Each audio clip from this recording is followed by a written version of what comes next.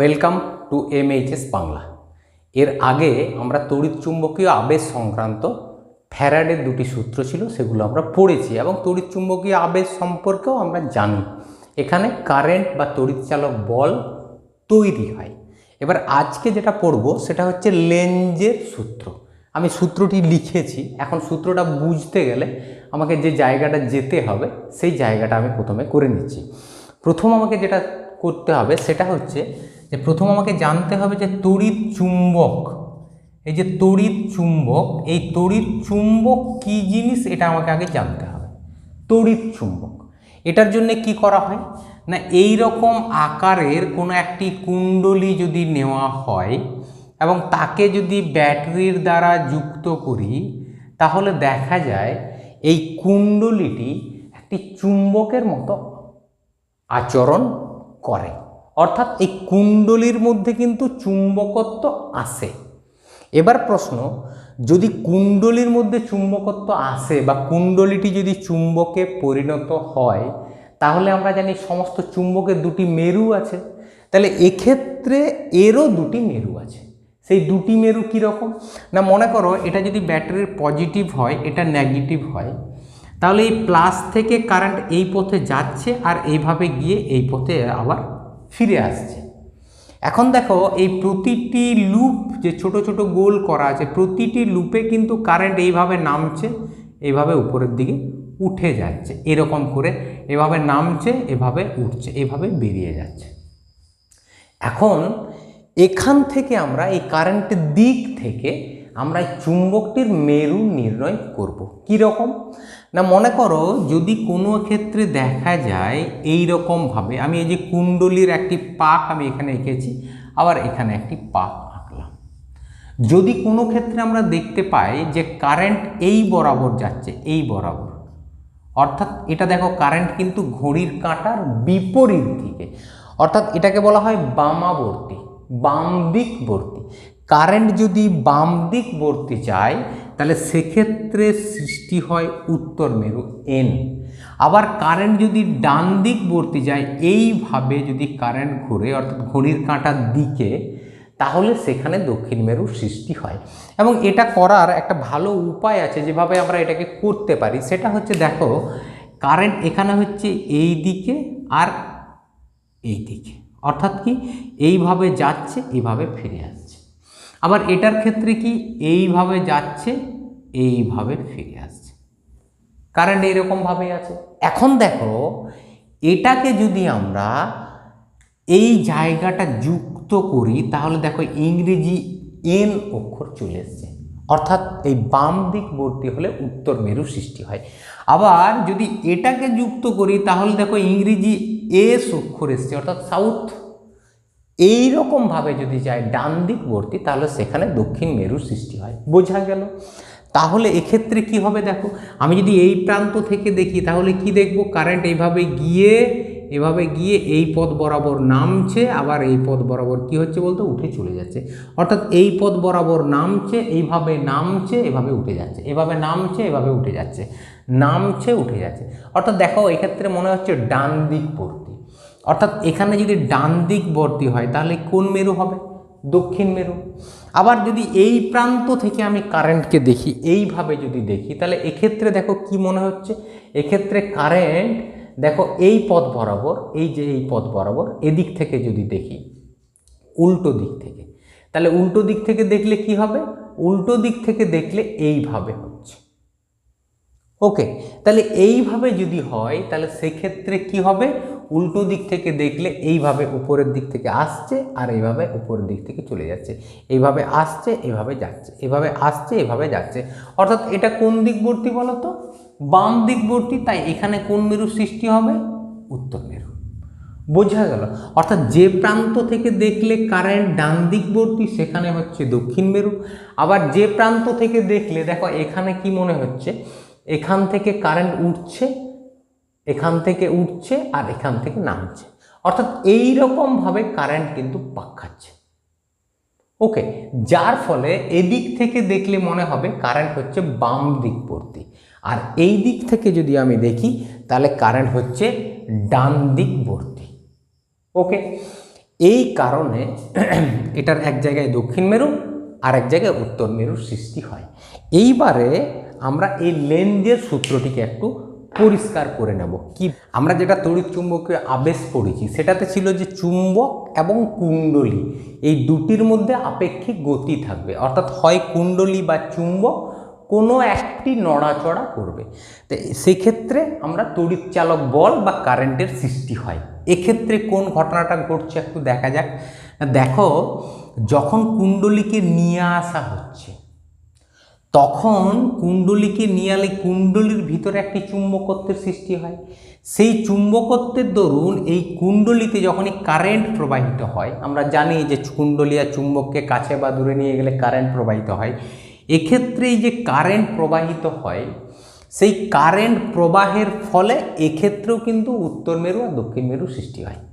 আবার যখন দূরে নিয়ে যায় তখনও কারেন্ট প্রবাহিত হয়, কাছে নিয়ে এলেও কারেন্ট প্রবাহিত হয়, দূরে নিয়ে গেলেও কারেন্ট প্রবাহিত হয়, কেননা বলরেখার সংখ্যার পরিবর্তন হয়। তাহলে দু ক্ষেত্রেই কারেন্ট প্রবাহিত হয়। এবার আমরা একটু সূত্রটাতে পড়ছি। দেখো, লেখা আছে তড়িৎ চুম্বকীয় আবেশের ফলে সৃষ্ট তড়িৎ প্রবাহের অভিমুখ। অর্থাৎ এই যে তড়িৎ চুম্বকীয় আবেশ হচ্ছে, যার ফলে এখানে যে কারেন্ট সৃষ্টি হচ্ছে, সেই কারেন্টের অভিমুখটা এমন হয়, তড়িৎ প্রবাহের অভিমুখ এমন হয় যে এই তড়িৎ প্রবাহ সর্বদা নিজের সৃষ্টির কারণকে বাধা দেয়। এখন পরিষ্কার করে বলতে গেলে দেখো, তড়িৎ প্রবাহ সর্বদা নিজের সৃষ্টির কারণকে বাধা দেয়। অর্থাৎ তড়িৎ প্রবাহ তার নিজের যে সৃষ্টির কারণ। তড়িৎ প্রবাহ কিভাবে সৃষ্টি হয়েছে? তড়িৎ প্রবাহ সৃষ্টি হয়েছে চুম্বক এবং কুণ্ডলীর আপেক্ষিক গতির জন্য, অর্থাৎ কুণ্ডলী আর চুম্বককে কাছে অথবা দূরে নিয়ে যাওয়ার জন্য।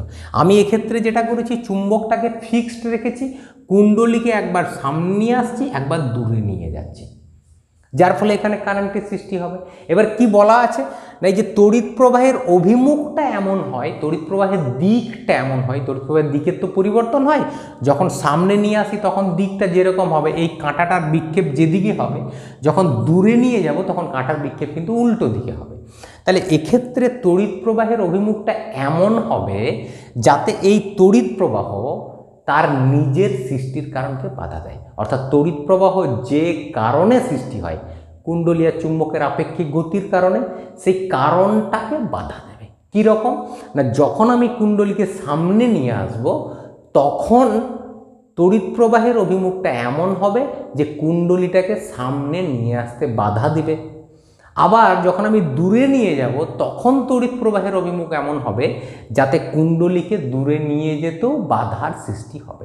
এই ঘটনাটি ঘটবে, অর্থাৎ কাছে নিয়ে গেলেও বাধার সৃষ্টি হবে, দূরে নিয়ে গেলেও বাধার সৃষ্টি হবে, এবং এটা সৃষ্টি করবে তড়িৎ প্রবাহের অভিমুখ। কিভাবে না, মনে করো যে যখন আমি সামনে নিয়ে আসছি তখন যদি বাধার সৃষ্টি হয়, তাহলে বাধার সৃষ্টি তখনই হবে যদি এই কুণ্ডলীর মধ্যে, এখানে এই কুণ্ডলীর মধ্যে এই সামনে যদি উত্তর মেরুর সৃষ্টি হয়। তাহলে এটাও চুম্বকের উত্তর মেরু, কুণ্ডলীর উত্তর মেরু, দুটি উত্তর মেরু যদি কাছাকাছি আসে তাহলে কি হবে? পরস্পরকে বিকর্ষণ করবে, অর্থাৎ কাছে নিয়ে আসতে গেলে বাধার সৃষ্টি হবে। আবার আমি যখন দূরে নিয়ে যাব তখনও বাধার সৃষ্টি। কীরকম না, যখন দূরে নিয়ে যাব সেক্ষেত্রে এটা উত্তর মেরু, এখানে সৃষ্টি হবে দক্ষিণ মেরু, কুণ্ডলীর এই সামনের প্রান্তে। যার ফলে কি হবে, দূরে নিয়ে গেলে উত্তর মেরু ও দক্ষিণ মেরু পরস্পরকে আকর্ষণ করবে। তাই আমি যদি বলি দূরে নিয়ে যাব, কিন্তু চুম্বক আর কুণ্ডলীর ভিতরে আকর্ষণের কারণে আমাকে দূরে নিয়ে যেতে বাধার সৃষ্টি করবে। অর্থাৎ কাছে নিয়ে গেলে সমমেরুর সৃষ্টি হয়, কাছে নিয়ে যেতে বাধা দেয়, বিকর্ষণ বল কাজ করে। আবার যখন দূরে নিয়ে যাচ্ছি তখন আবার কোন বল কাজ করছে বলো তো? বিপরীত মেরু, আকর্ষণ বল কাজ করছে। অর্থাৎ দূরে নিয়ে যেতেও আমাকে কিন্তু বাধা দিচ্ছে। সুতরাং কাছে নিয়ে আসতেও বাধার সৃষ্টি হয়, আবার দূরে নিয়ে যেতেও কিন্তু বাধার সৃষ্টি হয়। এবার কিভাবে হয় না, এখানে উত্তর মেরু সৃষ্টি হবে যদি কারেন্টের দিকটা কীরকম হয় বলো তো? কারেন্টের দিকটা এরকম হয়, এইভাবে বাম দিকবর্তী, এইরকম হলে উত্তর মেরু সৃষ্টি হবে।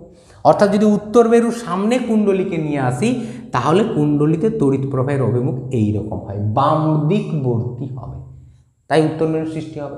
আবার যখন দূরে নিয়ে যাব তখন কুণ্ডলীতে তড়িৎ প্রবাহের অভিমুখ হবে এইরকম, অর্থাৎ ডান দিকবর্তী, এইভাবে, অর্থাৎ এদিক থেকে যাবে আর এই দিকে ফিরে আসবে, আর এটার ক্ষেত্রে এই দিক থেকে যাবে আর এইভাবে ফিরে আসবে। অর্থাৎ দুই ক্ষেত্রে কিন্তু তড়িৎ প্রবাহের অভিমুখটা আলাদা। আর এটাই দেখো সূত্রটাতেও বলা আছে যে তড়িৎ চুম্বকীয় আবেশের ফলে সৃষ্ট তড়িৎ প্রবাহের অভিমুখ, তড়িৎ প্রবাহের দিক, এই দিকটা এমন হয় যে তড়িৎ প্রবাহ সর্বদা নিজের সৃষ্টির কারণকে বাধা দেয়। যে কারণে সৃষ্টি হচ্ছে, অর্থাৎ কাছে নিয়ে আসার জন্য বা দূরে নিয়ে যাওয়ার জন্য, এই কারণটাকে বাধা দেবে কে? তড়িৎ প্রবাহের অভিমুখ এমন হবে সৃষ্টির কারণকে বাধা দেবে। এখানে তড়িৎ প্রবাহের অভিমুখ হবে বাম দিকবর্তী, যার ফলে উত্তর মেরু সৃষ্টি হবে, আর এই চুম্বকেরও উত্তর মেরু বিকর্ষণ করবে, কাছে নিয়ে আসতে বাধা সৃষ্টি করবে। আবার যখন দূরে নিয়ে যাব তখন এখানে উত্তর মেরু, এখানে হবে দক্ষিণ মেরু।